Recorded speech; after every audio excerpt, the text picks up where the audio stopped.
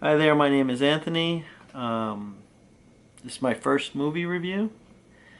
If you hate the review, or just hate looking at my Forrest Whitaker eye, you could thank MoviePass because ever since I got it, I've been seeing a lot of movies, and there's so many movies really that at this point I'm basically down to show dogs or book club.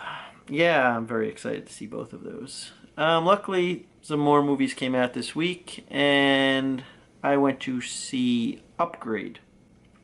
Now, I didn't know a lot about Upgrade because it wasn't really advertised very heavily.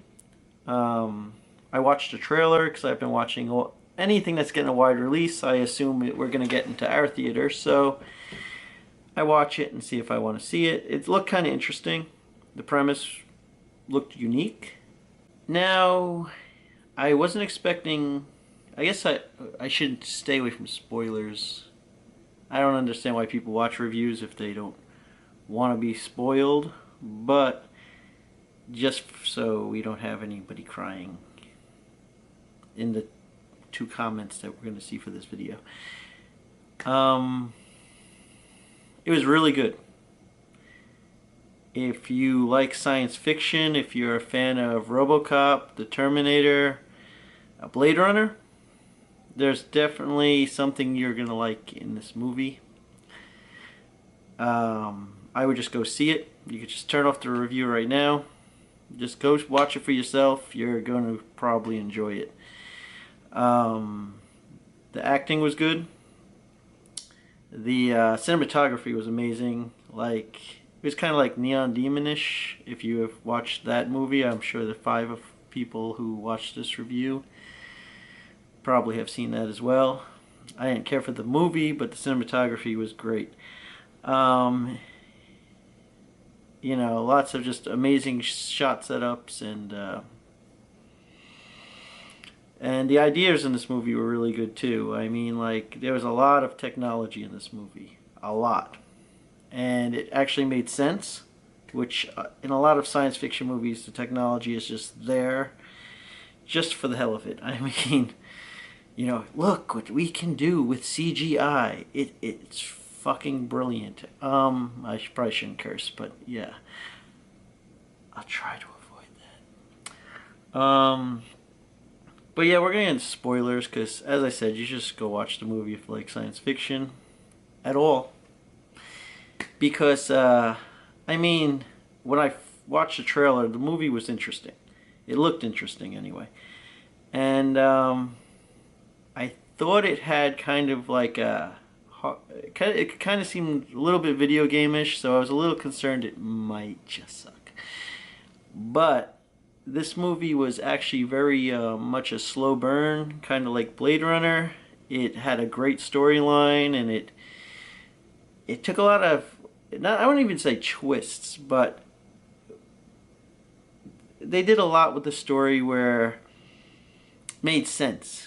Which, it wasn't like Last Jedi and let's subvert expectations. It's like, let's make a good story that actually makes sense and could be enjoyable. Which I know is just crazy talk, right? In today's movie landscape. But where was I? Yeah. It's about a guy. It's kind of like Death Wish in the start out. His wife gets killed. And he is crippled. There's a scientist guy, and he's like, I'm gonna fix you. And he's like, we've seen this movie before. There's a lot of spots where you think it's gonna go, and it actually doesn't actually go there once it's there. One thing I really liked about this movie is it had a lot of interesting science fiction elements, and I didn't think it was this science fiction-y going in, but it was. It had a lot of interesting gadgets and ideas that actually made sense. Like there was like this this table that it was basically like an iPhone. Like it was like an iPad, but it was like on a tabletop. I was like, finally, there's a reason for my wife to keep all the clutter off of her dining room table. I want one just for this fact alone. And what I liked about it, though, was even though they had all these interesting sci-fi concepts and ideas, there was also what I guess you would call leftovers. That in a lot of sci-fi universes, it always feels like there's so many concepts going on and ideas, but it doesn't seem like the world that we live in that the universe that we're watching is from the world we're currently living in. Whereas in this movie, they had like, while there was flying cars, there was also some old style cars. There were people that were still using older technology. When you seen the guy's bed, it still looked like a bed. I mean, it was a normal pillow and a normal blanket. They didn't let's do a CGI, let's do a futuristic bedspread design, and like maybe they sleep on the ceiling because it's the future. No, like the first bad guy that he encounters in the movie, he lives in like a normal house. It's just amazing. And when he goes in there, the table is like I told you, it's like an iPad on his table, but he's got clutter all over it. They go into his kitchen. It looks like a kitchen. Even though they had sci-fi table, there's a kitchen and it looks accurate. There's like drawings on the kids' drawings, like with magnets on the fridge of this bad guy's house, and I was just amazed that it looked like a world that was built from the world we already had, and yeah, it was really good. The designs of everything throughout the movie were amazing. There was a lot of really nice shots.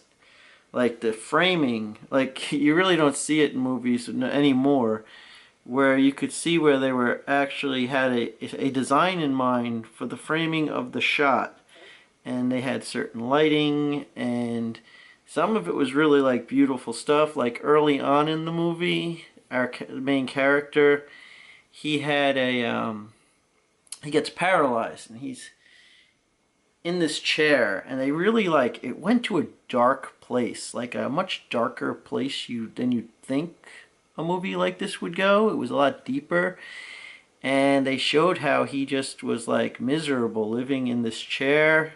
He was in the beginning of the movie. He was a kind of like me. He didn't really like technology, and he thought that the world was going beyond what humans really need.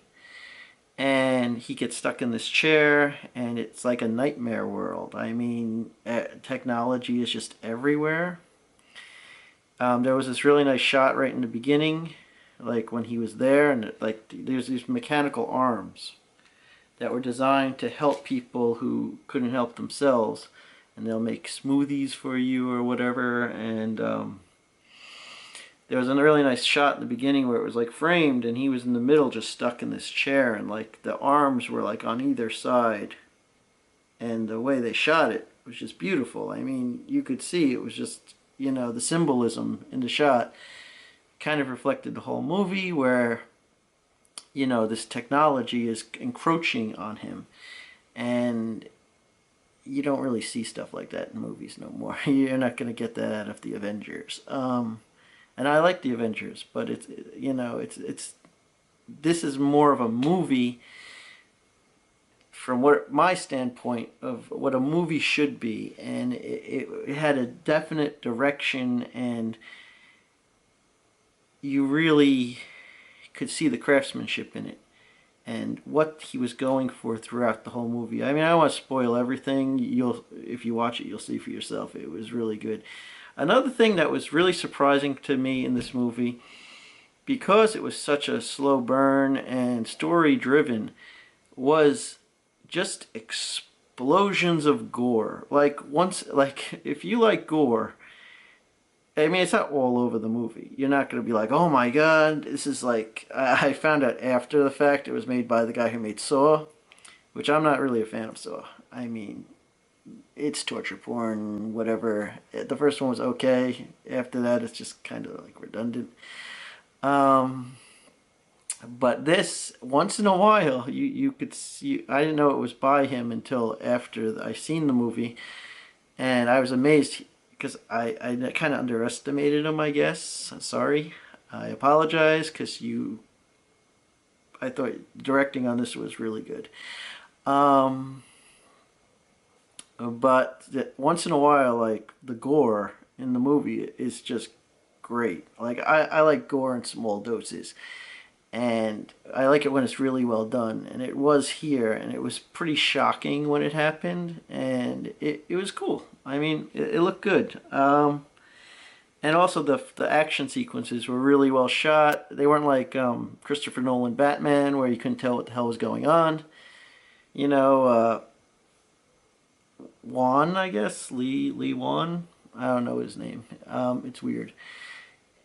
He pulled back the camera and he actually let us see what was happening in the action sequences. So it's like, you know, and it was just clever set pieces that it was fun, like watching the action sequences go through.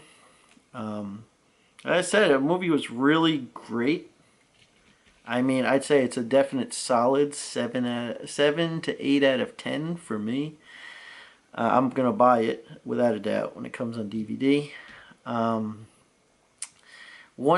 Let's talk about the bad. Now, this movie could have been perfect, but towards the middle, there was a really dumb character. And I'm not a big fan of The Last Jedi because, you know, lots of social justice fun. In this one, we got Eugene from The Walking Dead. And he's kind of like a hacker dude. And his name's Jamie. It's not really him. I know, it's not really him. It looks like him with a blonde hair. And our main character, I don't know his name. I looked it up, and I think it's Gray.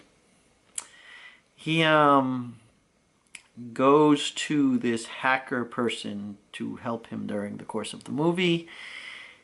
And from the get-go, I'll get to that afterwards. But we have all these people in CGI helmets, and our main character's like, oh, I can't believe all these people. They are spending their entire lives doing virtual reality, and what a waste their lives are. Which, let's face facts, it would be a pretty big waste of your lives to play video games the whole damn day. And our main character, because they're, you know, everything's got to be accepted. Well, not our main character, this Eugene-esque character. Everything's got to be accepted. Oh, well, it's better than the real world. Yeah.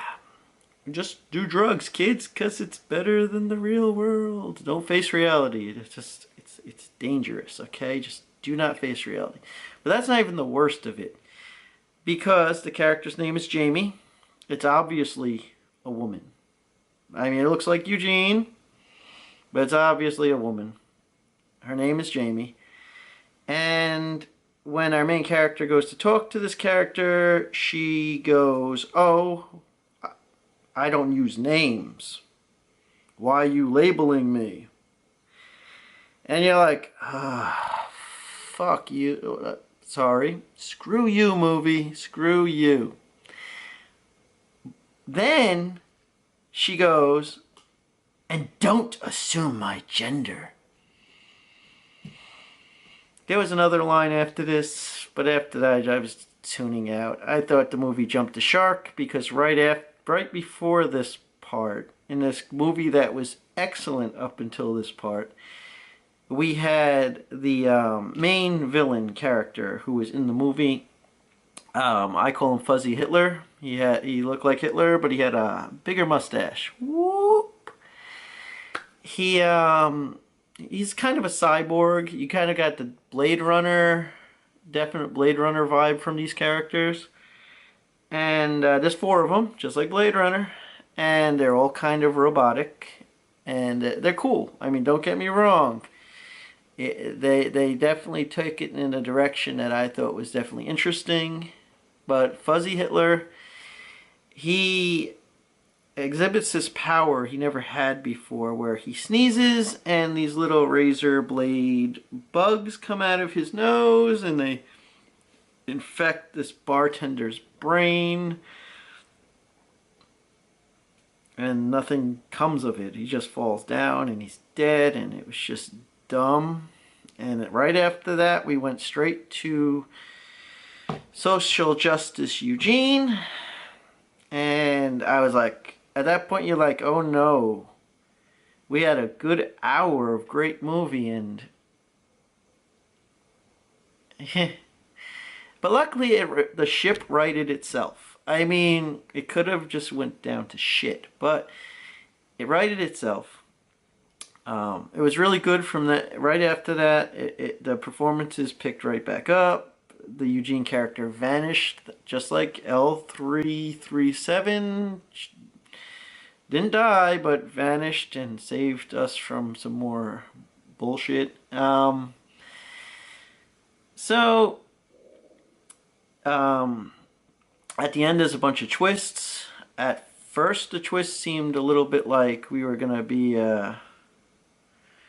treated to some horrible, oh, we woke up and it was all a dream type of an ending. Again, this is spoilers, but if you, when I watch a review, I'm hoping the person talks about the movie, because I'm trying to get an idea. I like hearing other people talk about movies, and most people don't really talk about them. They just, it was okay, I liked it, and then the conversation's basically done. Yeah, there was a twist that it seemed like they were gonna wake up, and they luckily they subverted that, and they corrected the ship again, and it was back on track. It was really actually, it got dark again. The movie was really dark, and not just because like the lighting sucked, like a lot of movies today. It actually went dark places. From the character trying to commit suicide early on because he was stuck in a wheelchair and he didn't want to live that way. The bad guy won. He won. And if he hadn't won, it would have been a dumb twist ending, because during the course of the movie, the guy gets AI put into his back to correct his being paralyzed. He gets AI put into his back, which makes him into a kung fu superhero.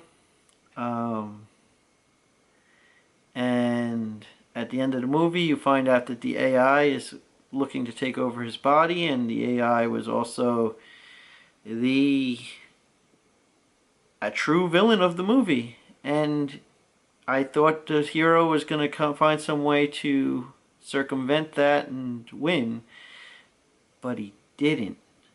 And yeah, that was so. Basically, the hero ends the movie. He doesn't like technology encroaching on society. It encroaches every aspect of his life because it takes over him, body and soul. And he is left as in this lucid state, stuck in his own mind because a robot took him over.